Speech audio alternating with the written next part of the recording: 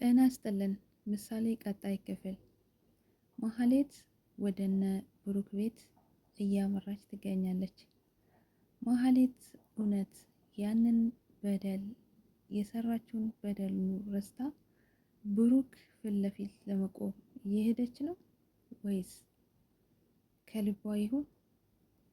ዝና ስለላካት ዝና ብሩክን ይቅርታ ጠይቀሽ ወደ ቤቱ ተመለሽ፣ እናም ስራዬን ስሪ፣ ገንዘብም ከፍልሻለሁ ብሎ ልኳታል።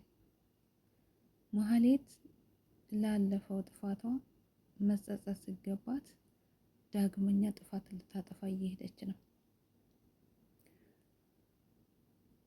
ሉላ በባለፈው ላይ የሆነ ድምፅ ሰምታ ወድቃ ነበር። ሉላ ምን ነው የወደቀችው?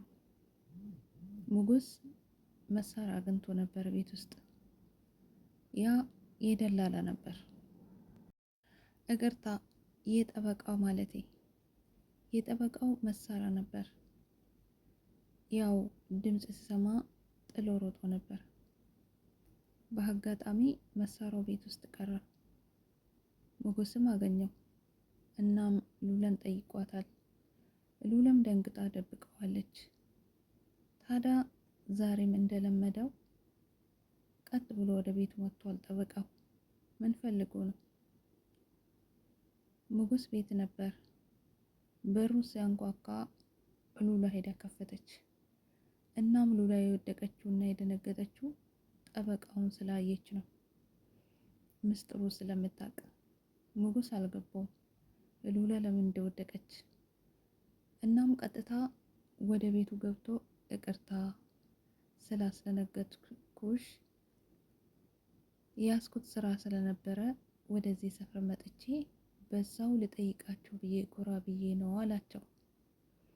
ይገርማል የሰው ልጅ ውሸት። ታዲያ ሞገስ ስራውን እንዲያፋጥንለትና ጉዳዩን በቶሎ እንዲጨርስለት ጠይቋል።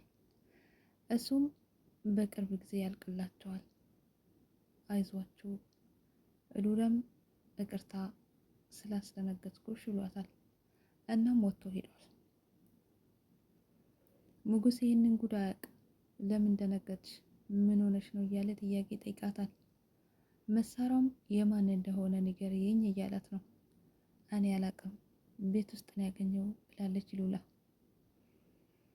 ከጠበቃውስ ዝና ይሻለኛል ብላለች። እውነትም ዝና ይሻላል። ጠበቃው ራስ ወዳጅ፣ እሱም ከህግ በላይ እንደሆነ ራሱን ይስላል።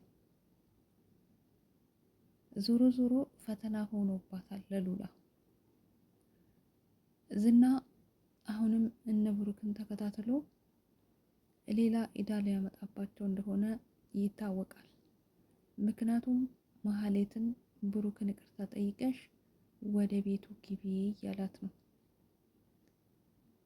እዛ ከደረሽ በኋላ የምትሰሪውን ስራ እሰጥሻለሁ፣ ገንዘብም በዛ አድርጌ ከፍልሻለሁ ብሏታል። እውነት ብሩክ ማህሌትን ከእንግዲህ ወደ ቤቱ ያስገባታል?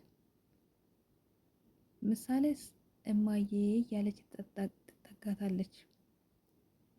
እሷስ ልጅ ስለሆነች ነው። ብሩክ ግን እውነት ማህሌትን ከተቀበላት ዳግመኛ የነበረበት ወይንም ደግሞ ያሳለፈበት ህይወት ውስጥ እንደሚመለስ ማወቅ አለበት። ማህሌት በእርግጥ ተጸጽታለች፣ ግን ደግሞ የምትበላ የላትም፣ የምትጠጣ የላትም፣ ርቧታል። ብር ማግኘት ትፈልጋለች። በዚህ ምክንያት ተመልሳ እማትወደውና እማትፈልገው ስራ ውስጥ ትገባለች። እፍራታም አባራታለች። ወደ ቤትም እንዳትመጪ ብላታለች። አንቀሽኛል፣ መተሽኛል፣ ስለዚህ አላስገባሽም። ዝና ያዋጣሽ፣ ተይ ብልሽ አልሰማልሽኝ። እኔም አንቺ ባመጣሽው መዘዝ አንቺ ባደረግሽው ስራ እየተቀጣሁ ነኝ። በአንቺ ምክንያት ነው እንደዚህ የሆንኩት እያለቻት ነው እፍራታ። ማህሌትም ታዲያ ግራ ቢገባት እህትሽ አይደለም ወይ እቤት አስገቢኝ እያለች ተማጸነቻት። እፍራታም ጨክናባታለች። ቅድስት ግን በጣም ደስ ብሏታል። ምክንያቱም በደስታዬም በሀዘኔም ጊዜ ከኔ ጋር ነሽ፣ ጽኑ ነሽ፣ ትተሽኝ አልሄድሽም። አሁንም በደስታዬ ጊዜ ከኔ ጋር ትቆማለሽ ብሏታል ብሩክ። እንዲሁም ምሳሌ ወንድም እንደምትፈልግ ነግሯታል። ቅድስትን በሳቅ ዝም አለችው። ብሩክ ታዲያ ቅድስትን መቼ ይሆን አገባሻለሁ የሚላት? አንድ ቀን መቼም አይቀርም። ለማንኛውም ቅድስት ደስተኛ ናት። መድብልም እነ ዝናን እስር ቤት አስገብቶ አሸንፎ በነፃነት እንደሚንቀሳቀሱ ለብሩክ ቃል ገብቶለታል። ብሩክም እናሸንፋለን ወንድሜ ጀግና ነው፣ ይህን ደግሞ እናሳካለን ተባብለዋል። ሞገስም ከኛ ጋር አለ።